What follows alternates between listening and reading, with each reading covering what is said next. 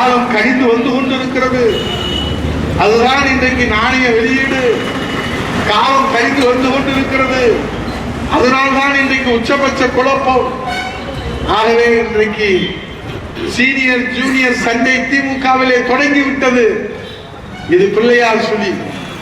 இன்றைக்கு நடிகர் ரஜினிகாந்த் அவர்கள் திராவிட முன்னேற்ற கழகத்திலே சத்தமில்லாமல் ஒரு நெருப்பை பற்ற வைத்திருக்கிறார். சீனியர் ஜூனியர் என்கிற அந்த பகை உணர்ச்சியை.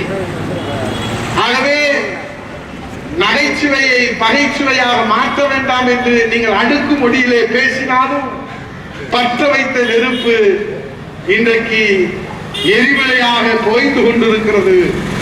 எப்போது வெடிக்குமோ என்று இன்றைக்கு தமிழ்நாடு எதிர்பார்த்து கொண்டிருக்கிற வேளையிலே அதை அணைக்க முயற்சி செய்திருக்கிறார்கள். வைரமுத்து இந்த மண்ணின் மைந்தர், அவரும் முயற்சி செய்திருக்கிறார், முதல்வரும் முயற்சி செய்திருக்கிறார், சம்பந்தப்பட்ட இருவர்களும் முயற்சி செய்திருக்கிறார்கள். ஆனால் காட்டுத்தீயை அவ்வளவு எளிதாக பற்ற வைத்த காட்டுத்தீயை அவ்வளவு எளிதாக அணைத்துவிட முடியாது என்பதற்காக அது பற்றி எரிந்து கொண்டிருக்கிறது. திராவிட முன்னேற்ற கழக தொண்டர்களுடைய மனதிலே அனலாக கொழுந்து விட்டு எரிந்து கொண்டிருக்கிறது. அது எப்போது வெடிக்குமோ ஆண்டவனுக்குத்தான் தெரியும் என்பதை சொல்லி காலம் நமக்காக காத்திருக்கிறது. காலம் கனிந்து வந்து கொண்டிருக்கிறது.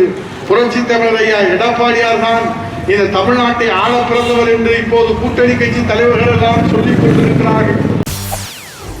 செய்திகளை உடனுக்குடன் தெரிந்து கொள்ள உடனே சப்ஸ்கிரைப் பண்ணுங்க.